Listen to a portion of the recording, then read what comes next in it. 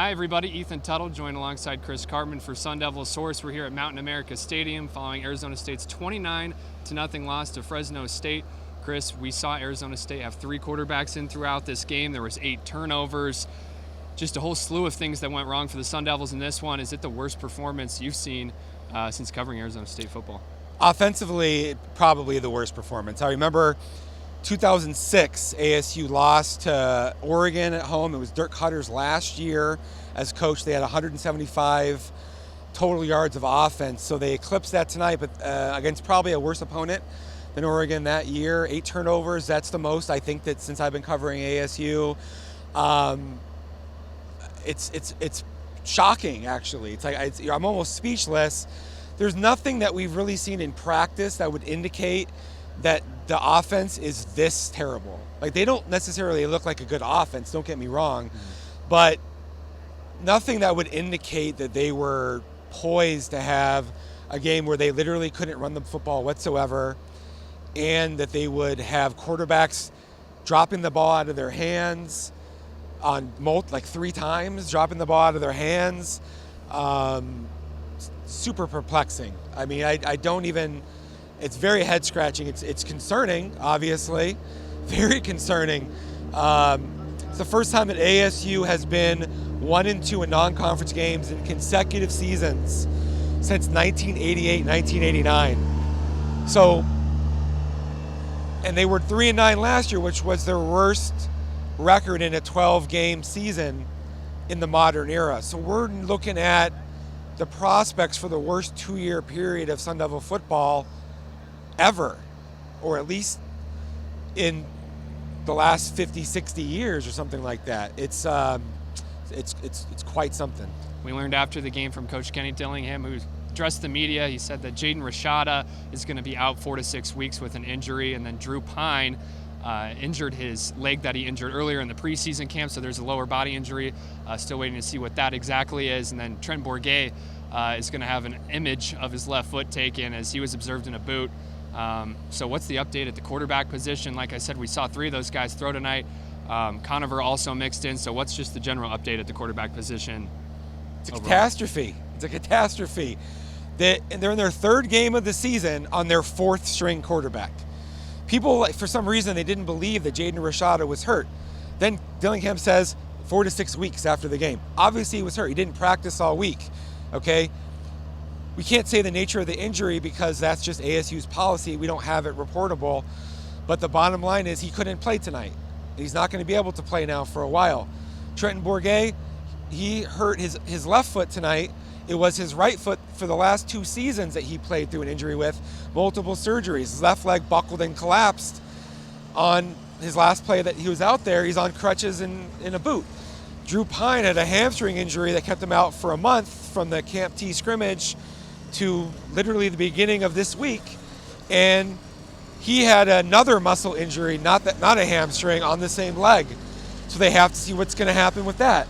So did I expect Jacob Conover? I didn't think he'd ever be playing this year. Why would I have ever thought that, right? He's their 4th-string quarterback.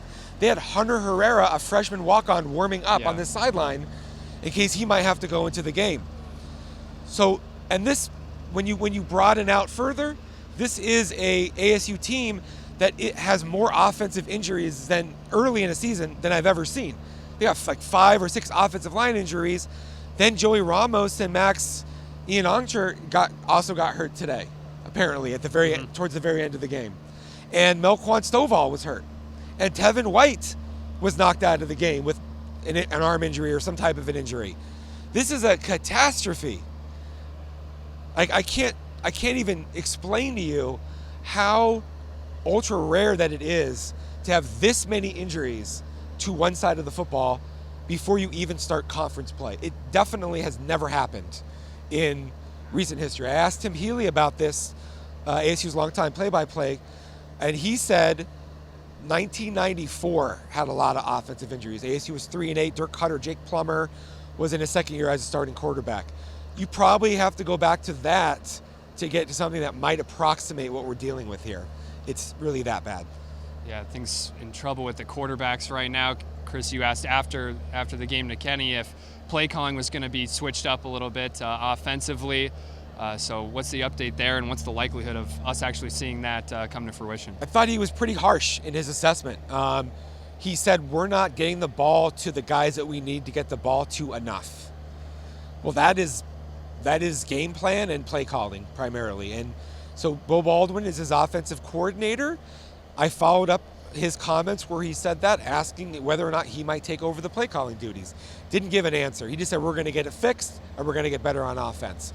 Problem is, he also said he didn't know how tonight happened. It's hard to fix something that you don't know how it happened or what exactly it is. I do think that there's a chance that he might take over play calling duties. Remember, he was play caller at Oregon last year. They had a very successful season. Bo Nix got a lot better as a quarterback, transferring in his first year playing there in Eugene. Jacob Conover is more limited than the other guys in terms of what he can do well. So that makes it a little bit harder. They can't run the football. Their offensive line is not very good. Their running backs are not particularly dynamic. Kyson Brown fumbles, and then he doesn't play against Oklahoma State. Tevin White gets a carry, gets seriously hurt, it seemed like. He's out of the game. I don't really know where you exactly go from here to fix it, but there's a possibility he might take over place.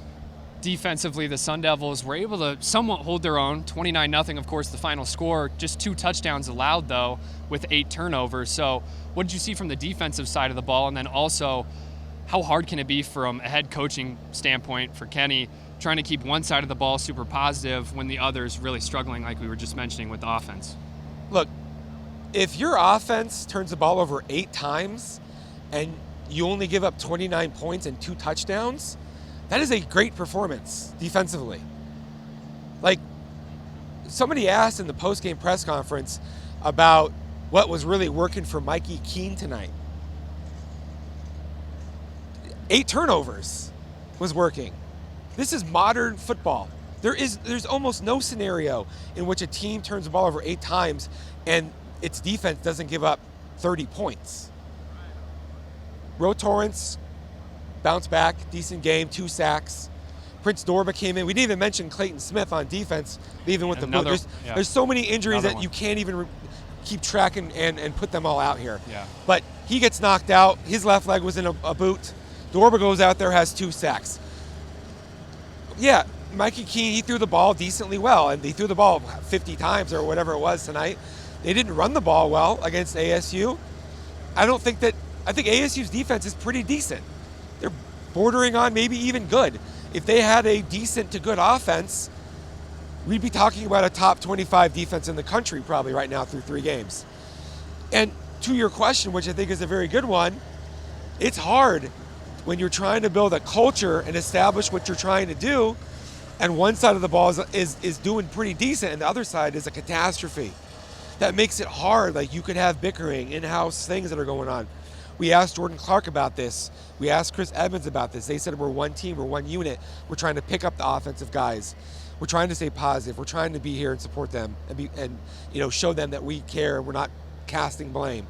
So the answers were good. I don't know if that's like universally the case with how all players feel. That's what you never can really know. It's hard.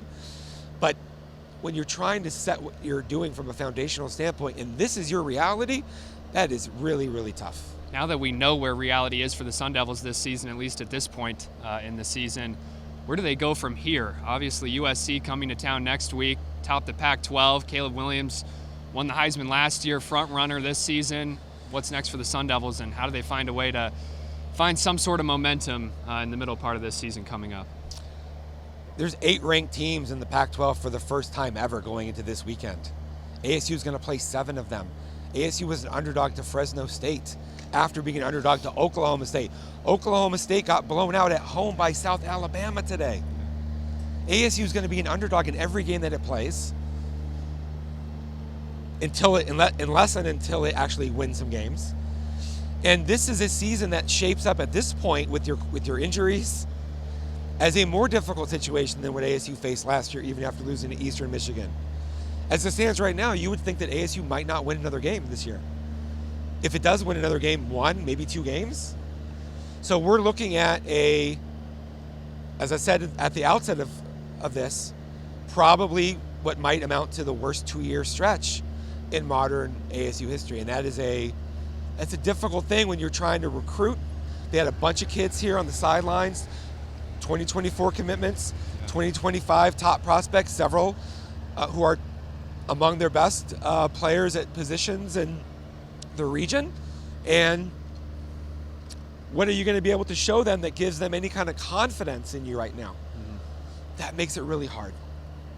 Well, that's going to do it for us here at Mountain America Stadium. Sun Devils fall 29-0 to the Bulldogs. We'll have all the content coming out on SunDevilSource.com following the game. Make sure you tune in there. But until next time, he's Chris Cartman. I'm Ethan Tuttle. We'll see you next time.